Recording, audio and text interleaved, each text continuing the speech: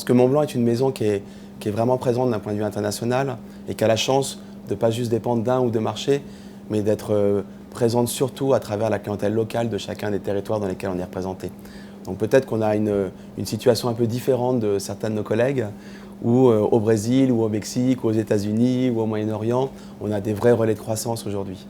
Toutes nos catégories sont gérées de façon verticale, c'est-à-dire qu'on a un responsable de la catégorie qui est un expert de cette catégorie, des équipes de développement, des équipes de design et des manufactures qui sont uniquement liées à la catégorie. Donc, je dirais que de cette façon, on se retrouve complètement comme n'importe quelle autre marque horlogère, si je parle du monde de l'horlogerie. Peut-être que d'avoir une multiple catégorie nous donne encore plus de puissance, encore plus d'opportunités de développement à certains endroits et qui peuvent donner des idées dans d'autres catégories. Mais à la fin, on est avant tout une marque horlogère avec toutes les compétences horlogères, une marque de maroquinerie avec toutes les compétences de maroquinerie en Italie et une marque d'instruments d'écriture avec toutes les compétences en Allemagne. Je pense qu'il y a toujours une forme d'inspiration. On a aussi un directeur artistique qui, lui, fait ce lien entre les différentes catégories et qui permet du coup de s'assurer non seulement qu'il y a une cohérence, mais qu'il peut y avoir aussi des synergies. Et je dirais quand on fait une collection comme UNICEF l'année passée, on va avoir certains traits communs entre différentes collections. Mais je pense que c'est important que chaque catégorie soit vraiment unique. Et vraiment, on peut travailler le thème de l'héritage et du vintage, mais on ne va pas le travailler de la même façon dans l'horlogerie, où on va peut-être apporter le côté de la boîte en bronze qui va représenter ce côté très vintage. Et on ne va pas mettre un instrument d'écriture en bronze parce que ça ferait vintage, on va le travailler différemment. Alors l'année 2018 pour Montblanc va être une année extrêmement riche pour trois raisons.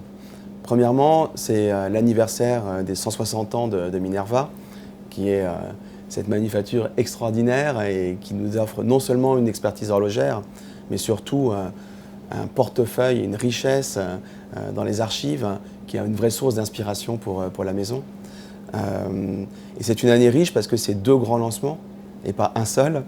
Deux grands lancements, un dans la partie plus sport professionnel avec l'introduction d'une nouvelle ligne qui s'appelle 1858 et deuxièmement, un deuxième lancement dans un segment classique avec la ligne Star Legacy qui vient célébrer plus de 20 ans de l'entrée de Montblanc dans l'horlogerie en 1997.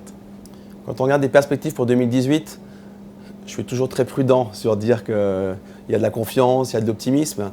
Moi, je regarde surtout en fait, la performance relative de la maison.